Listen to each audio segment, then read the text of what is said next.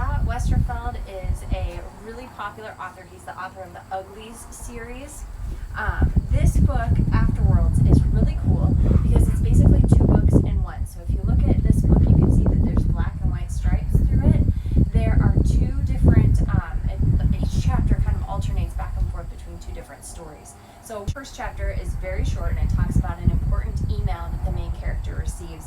She took part in a novel writing contest where there is a challenge to write an entire novel in a month.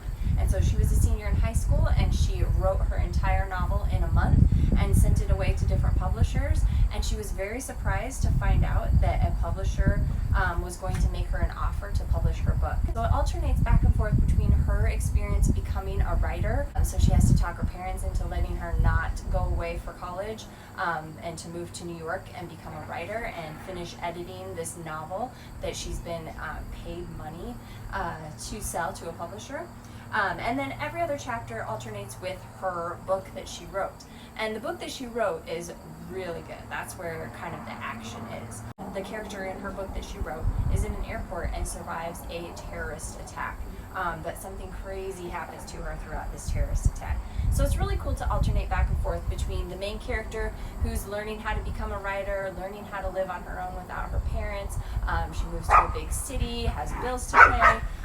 Is editing a novel, so it kind of tells you about all of that, what all goes into writing a book.